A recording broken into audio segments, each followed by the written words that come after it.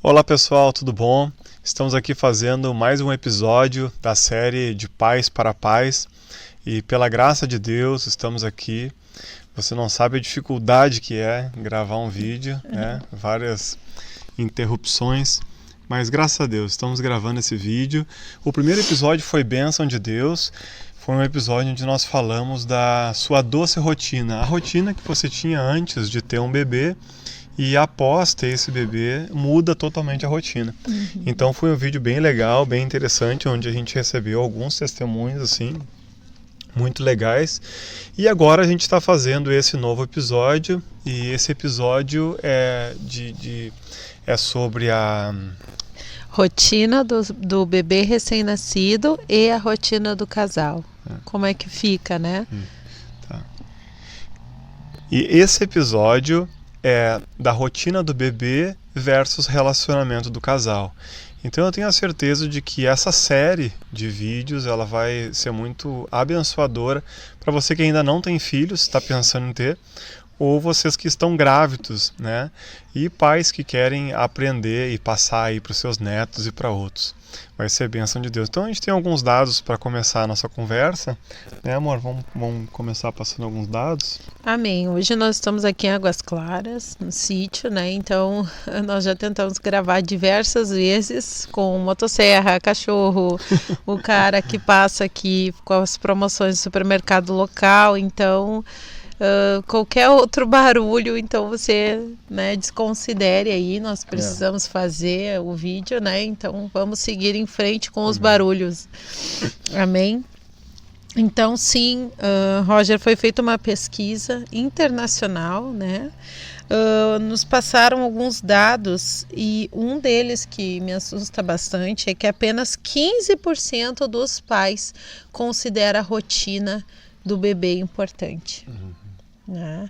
Então aí nós percebemos o porquê também de muitos casais que estão com seu casamento por um fio após o nascimento do primeiro filho, né? Às vezes do segundo ou do terceiro, porque não estabeleceram uma rotina e realmente o casamento, o relacionamento marido-mulher, ele fica realmente afetado. Sim. Quando nós não temos uma rotina com o bebê, né? Uma rotina com a criança. Esse é um momento muito delicado, né, do casal.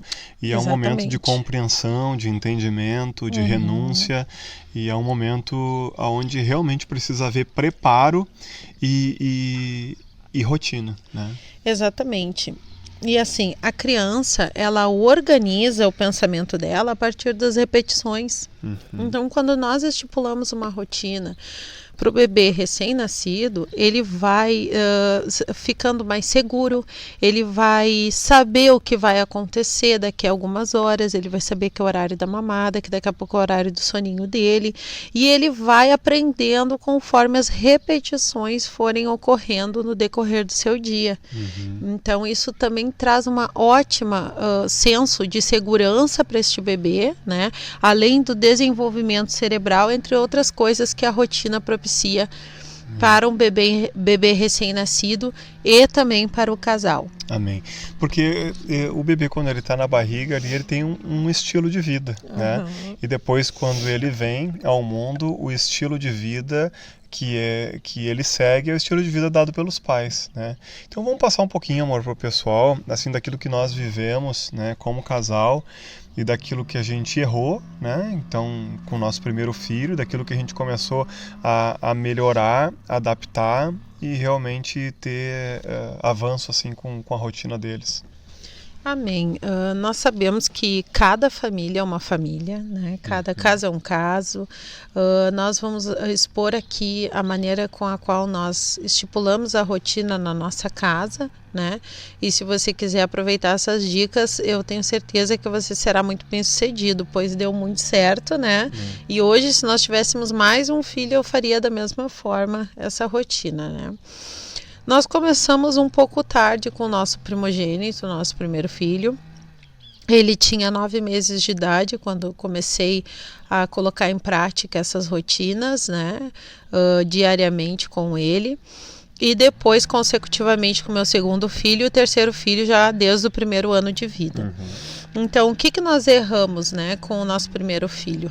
Ele tinha 9 meses de idade, ele era um bebezão enorme. A gente saía com ele na rua e perguntava se ele tinha 1 ano e meio. E ele recém tinha 9 meses, porque nós alimentávamos ele bastante, né, com fórmula, e inclusive durante a madrugada, né, que é um dos assuntos importantes também que nós vamos estar tocando, que é sobre a alimentação do seu bebê, que faz parte da rotina, né? E também do sono. Então, como que nós fazíamos? Voltando agora lá em 2007, né? A minha rotina começava às 6 horas da manhã, né? Os meus bebês acordavam às 6 horas da manhã. Lembrando que o sono é importantíssimo para os bebês, né? Então, segundo os médicos especialistas, um bebê recém-nascido, ele precisa dormir 18 horas por dia, né? Então, vamos chegar em 2024, né? Tu falou de 18 a 24 na outra. Não, o nosso dia tem 24 eu sei, horas. Eu até te falei, né? Nosso dia tem 24 horas. O bebê nunca dormiu o dia inteiro, né? De 18 a 24 horas. Não. Tá, vamos saber. 18 horas por dia, né? Então, nosso dia ele tem 24 horas, ou seja, esse bebê que você está apavorada, assustada, que como é que vai fazer, que vai dar muito trabalho, que já é o segundo filho, o terceiro filho, você não precisa se preocupar, né? Precisa sim dar muita atenção para a higiene desse bebê, deixar ele sempre limpinho, evitando assaduras, dar o banho, né? Eu sempre dava o banho um pouco antes de dormir, lá pelas 7, 7:30 da noite, para que o bebê dormisse mais tranquilo, deixar ele bem alimentado, e o resto resume-se nos soninhos, né, nas sonecas que ele vai tirar. Então, meu dia começava às 6 horas, eu acordava às 6, dava a mamada, depois desse horário eu fazia as questões do lar ali, a administração da minha casa, da cozinha, do café, etc. Então, lá pelas 8:30 da manhã, eu já dava outra mamada, né, para o bebê, e depois dessa mamada das 8:30, ele dormia em torno de 2 horas. 2 horas de soneca, depois outra mamada ao meio-dia, e lá pela 12:30 ele dormia 3 horas. Aí, após esse horário do almoço, ele tirava uma soneca um pouco maior. Aí às 4 da tarde eu dava outra mamada e depois mais um soninho de 2 horas, né? Até às 7:30 da noite, onde ele jantava, recebia outra mamada já de banho tomado, né? E dormia às 8 horas da noite. Todos os dias nós colocávamos eles para dormir às 8 horas da noite, né? Quando o bebê tem menos de 4 meses de idade, é importantíssimo a mamada da madrugada, né? Mesmo os meus bebês sendo já grandinhos, eu dava essa mamada às 8 da noite, eles dormiam às 8, à meia-noite eu pegava eles dormindo do Moisés e dava mais uma mamada, fazia eles arrotarem, colocava de volta no berço e eles dormiam até às 6 horas da manhã. O bebê que tem menos de 4 meses de idade, ele tem essa mamada à meia-noite e depois outra mamada no intervalo dessa madrugada, lá pelas 3 horas da manhã. Eu pegava o meu bebê, o Noah, do bercinho, dava essa mamada para ele às 3 horas da manhã e ele acordava às 6 horas da manhã já para mamar novamente. O porquê disso, da mamada da madrugada?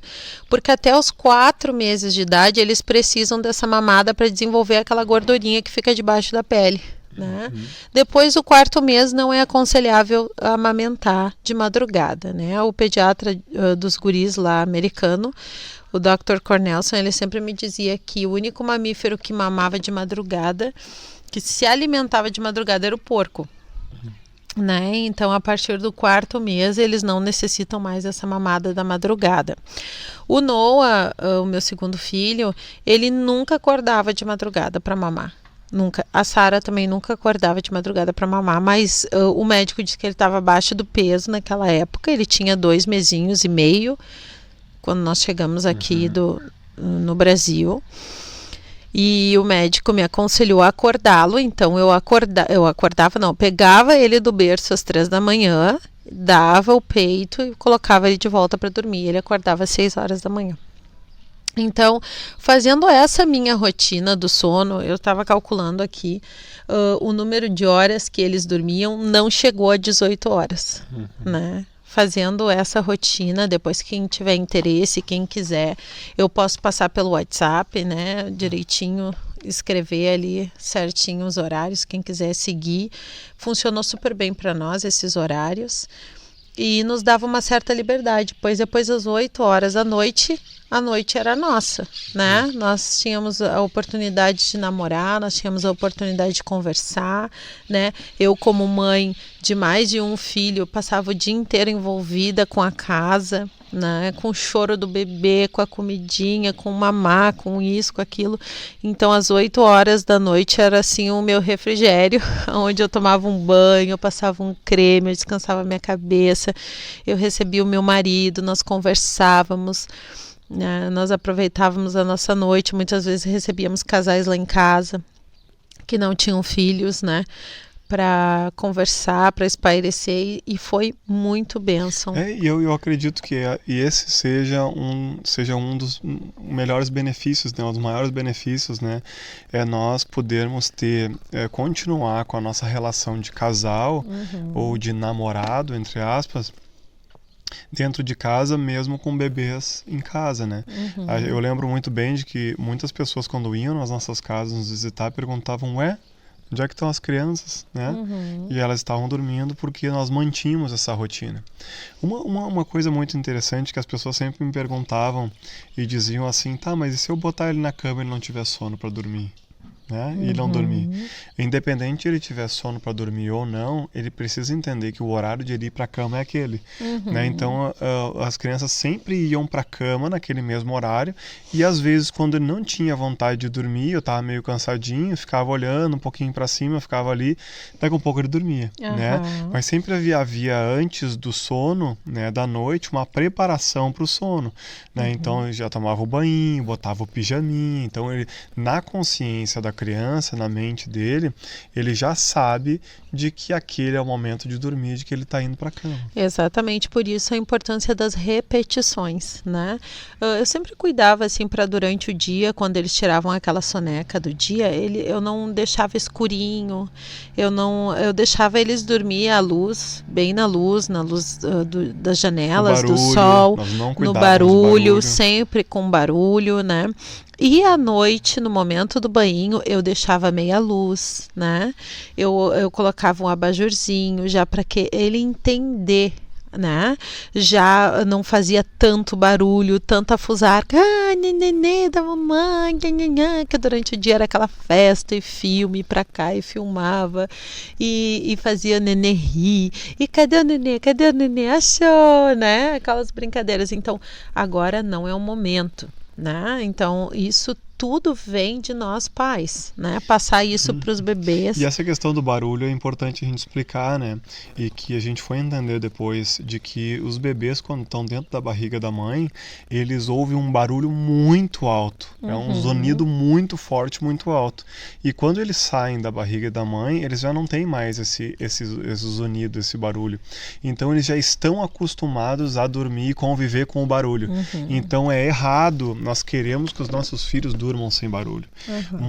Muitos pais colocam um CD de musiquinha ou de música com um barulhinho, né, que é um barulhinho que simula o barulho que tem alto lá no útero da mãe, para que o filho possa ter uma noite de sono melhor. Exatamente, não só o barulho, né, gente? Nós precisamos parar com a ideia de deixar manias, né, cravadas na criação do nosso filho, como por exemplo, tem que ter o paninho do soninho. Se não tiver o paninho, bom, então se você estiver na rua, né, num shopping, em algum lugar público e não tiver o paninho, o bebê vai chorar, o bebê vai, né? Vai passar vergonha. Vai passar vergonha. Então, tem que ter o bico tal. Não, se não não pode colocar essas manias no bebê. Tem que estar escuro, tem que estar silêncio. A ideia é tomar o controle, né, da Exatamente. situação, né? E nós sempre tivemos isso em mente. Os meus bebês, eles não podem atrapalhar o ambiente onde eu estou indo. Eu sempre pensei isso. Por quê? Porque eu não queria que eu chegasse em algum lugar, numa casa ou em qualquer lugar, e eu fosse um inconveniente para aquela pessoa que estivesse me recebendo. Ou até mesmo para o local onde eu estava indo, né? Num restaurante, ou num shopping, ou numa festinha de aniversário, até mesmo na casa de amigos, né? Então eu sempre fazia de tudo para que os meus filhos não fossem um inconveniente para aquelas pessoas que estavam nos recebendo. Eu me lembro que quando nós tivemos o nosso primeiro filho, a gente foi na casa de uma irmã que nos ajudou muito até nos Estados Unidos, e tinha uma mesa, assim, uma mesa não, uma bancada, um aparador baixinho, né, com alguns porta-retratos, alguns enfeites, e quando nós chegamos, a gente ficou ali um pouquinho, e aí daqui a um pouco o Isaac foi com a mão para pegar, a gente pegou aquilo ali e subiu, né, botou mais em cima. Aí ele foi com a mão pegar, eu tirei e botei mais em cima, né. E a irmã, com muito amor, com muito carinho, né, nos ensinou, nos exortou, né, no sentido de dizendo, olha, se vocês colocarem tudo para cima sempre, vocês nunca vão ter paz. Então o que precisa acontecer? Na casa de vocês não coloquem nada para cima, porque ele precisa obedecer os limites e não colocar a mão onde ele não deve colocar. E esse é um dos testemunhos do que ocorreu conosco, que eu vou falar mais no próximo vídeo, não no próximo, mas no, que vai ser sobre no correção, quarto né? filho, no quarto filho, no vídeo. no quarto vídeo. Quem sabe? Eu estou profetizando. No quarto vídeo, que é sobre correção, porque aí ocorre algo muito inusitado assim para mim, né, naquela época, porque eu corrigia o meu filho dando na mão do meu filho, né? E então fique ligado que no nosso quarto episódio nós vamos estar falando sobre isso. Se você está fazendo isso, já pare desde agora, né? Porque não é bom, não é legal, é um erro que eu cometi, me arrependo muito por isso, mas como nós falamos nos outros vídeos, há sempre tempo de retomarmos, né? O Senhor nos dá sempre chances de mudar, de estipular novas regras, né, a eles, e eles sim recebem isso, porque são muito inteligentes, né, as crianças. Muitas vezes nós subestimamos as crianças, mas eles aprendem muito rápido e eles sabem tudo o que está acontecendo ao redor deles, né? Então, essas são as dicas para a rotina com o seu bebê, né? Outra dica que eu gostaria de deixar para as mamães que amamentam, que foi de suma importância para mim, é não deixar o bebê fazer o seu seio de bico, né? Muitas vezes eu botava no peito, ele mamava e questão de 1 minuto e já dormia, né? Então, ele procurava o meu peito para dormir, né? Para usar como bico. E aí acontecia que ele estava sempre com fome, era o meu primeiro filho, então meu seio ficou muito machucado, né, sangrava, eu chorava amamentando, era a mania né? dele. Era a mania dele, eu não sabia como dar limites, né? Eu não tinha instrução nenhuma sobre o que fazer nesse momento, e eu naquela coisa de mãe, eu sou mãe, Deus me deu esse leite, né? Eu preciso amamentar, eu não sabia fazer o nenê ter aquela pegada certa no seio, né? Que precisa pegar toda a auréola escurinha. E me sangrava, me machucava demais aquilo, e eu não sabia como fazer. Daí um dia uma amiga falou assim, não, ele não pode dormir no seio, pega o lencinho umedecido, passa no rostinho dele, bem geladinho, que ele vai acordar e ele vai seguir mamando, e se ele não seguir mamando, tu logo tira quando ele adormecer, para que ele se acostume a dormir sem estar pendurado no seio, né? Eu vivia com o seio para fora, nunca vou esquecer uma vez que o Roger chegou em casa e eu chorava.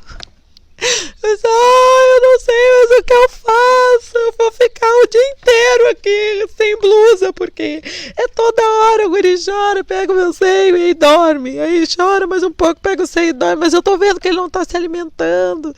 Então tudo são coisas que nós, mamães, nós precisamos nos atentar, né, e buscar ajuda para saber qual é a melhor forma de fazer, né. Então, tirando ele, não deixa ele dormir no seu seio, né? Acorde, se ele dormir, já tira, né? E se ele chorar, dá um balancinho nele também, Tem um doutor americano que eu gosto muito, que eu vou deixar aqui nos comentários depois ali o link, né, que é o Dr. Harvey Karp. É um doutor americano, eu não sei ao certo se tem vídeos em português, mas se você entende inglês, dá uma olhadinha lá, é excelente. Ele dá 5 tópicos, se eu não me engano é 5 S's, né, para ajudar no sono do bebê. Inclusive esse é o doutor que desenvolveu um CD de barulho para o bebê naná, né? Lá nos Estados Unidos eles usavam bastante, que é um barulho. Até em alguns vídeos dele no YouTube ele usa um secador de cabelo, né? Entre outras técnicas, né? Que ele faz o swallowing, ele faz o xixing, né, que é o barulhinho no ouvido. Nós enrolávamos os nossos filhos, né, tipo um charutinho assim. Ali ele tem vídeo explicando como fazer, né, deixar ele enroladinho para ele se sentir quentinho, porque ele saiu do nosso ventre, ele estava bem apertadinho, bem quentinho, saiu para o mundo onde ele está com os bracinhos abertos, de repente é colocado numa cama grande, num berço grande, ele se sente fora do seu ninho, do seu habitat. Então o Dr. Harvey Karp ele fala sobre isso. Então nós enrolávamos também, são coisas da nossa rotina, enrolávamos eles tipo um charutinho assim, balançava eles, né, às vezes para naná, botava de ladinho a mão quente na barriguinha quando estava com cólica, fazia o no ouvidinho deles, né? E dava o biquinho. Essas são algumas técnicas do Dr. Harvey Karp que ajudam na hora do sono, na hora que eles estão estressados, incomodados de madrugada, querendo aquela mamada que você está querendo tirar, né? Pois já passou da época de acordar de madrugada para mamar. Então, dá uma olhada lá que vale muito a pena. E uma dúvida que o pessoal sempre tem é quanto tempo eu preciso para colocar o filho na rotina, né? Porque o que acontece muitas vezes, os pais não têm paciência, né? Tenta colocar, ele chora, ele grita, aí ele fica chorando, gritando, eu acho que fica com aquele sentimento de dor, né, no coração e tal.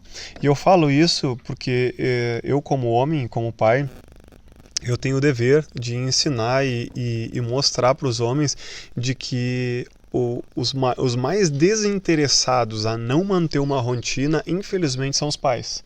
Né? O pai, eu digo masculino, né?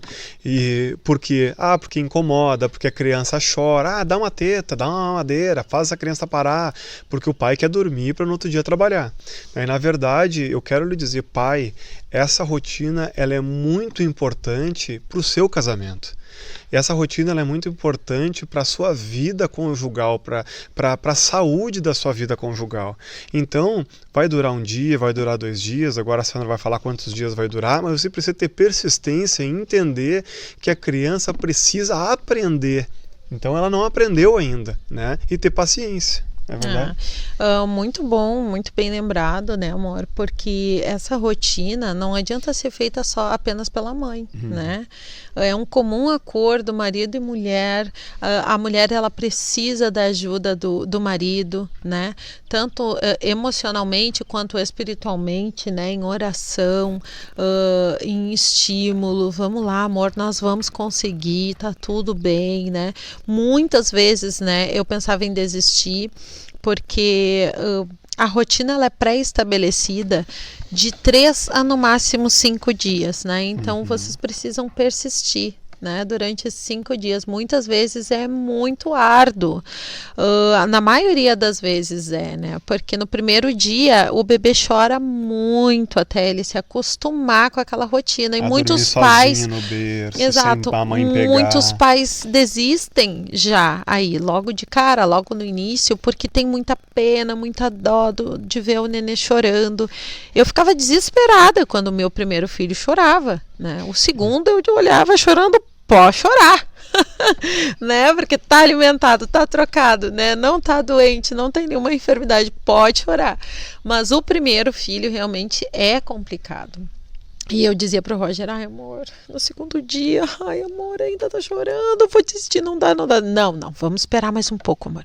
Aí eu queria entrar, queria pegar ele no colo, queria fazer, não amor, deixa, vamos esperar mais um pouco. E aí vencíamos mais um dia. Aí no terceiro dia era ele, ai amor, acho que deu, a criança não tá funcionando isso, vamos pegar essa... Não amor, só mais um pouco amor, porque me disseram que era 4 dias, no máximo 5, aí pum, ele parava de chorar. Aí no quarto dia já quase não tinha choro, no quinto dia a rotina estava estabelecida e nós tínhamos vencido mais uma batalha, né? E essa rotina, ela vai conforme o tempo, ela não se perde, né? Os novos adaptações à rotina, porque depois eu me recordo de quando nós tiramos o Isaac do berço e colocamos na cama Montessori, aquela baixinha, né? E nós queríamos fazer com que ele ficasse na caminha dele no quarto dele. Antes ele ficava no berço porque o berço era gradeado, né? Ele não tinha muitas habilidades porque eu botava bem alto a grade para pular o berço, né? Mas quando ele estava na cama, nós passamos por outra fase de adaptação que volta e meia ele estava de pé assim nos olhando. Nós levava cada susto, né? Dormindo ali no quarto de casal, o guri ali de pé nos olhando. Que isso, Isaac, vai pra cama. E voltava ali pra cama. E foram 3 noites assim.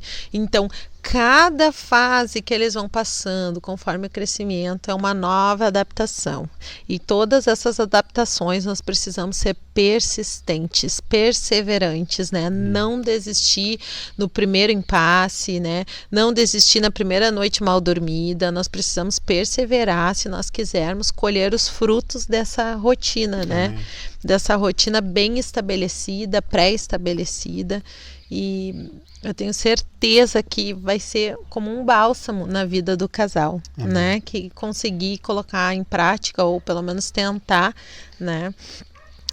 Eu tenho um testemunho de, não sei se foi um podcast que nós gravamos, e uma moça entrou em contato comigo, muito querida ela, e nós conversamos pelo WhatsApp. Eu passei algumas instruções assim da minha rotina, como eu fiz com meus bebês, e ela me escreveu e disse: Sandra, inacreditável, hoje eu pude sentar com meu esposo e nós vimos um filme juntinhos, abraçadinhos. Amém. Nós não fazíamos isso há 5 meses. A minha bebê tem 5 meses.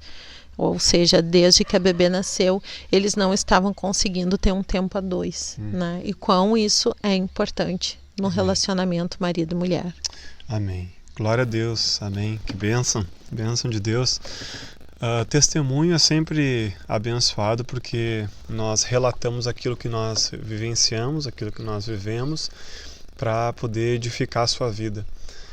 O nosso objetivo, eu quero ressaltar, é que você levante um altar de adoração ao Senhor dentro da sua casa, lembrando que Deus se manifesta através das famílias. Uma família transforma uma cidade, transforma um estado, transforma uma nação. Eu acredito que o mundo ele pode ser transformado através das famílias. Muitas coisas têm acontecido, o mundo tem se desgastado, tem se destruído, porque a família tem enfraquecido. E o nosso objetivo com esses vídeos é que você se fortaleça e não que você se enfraqueça.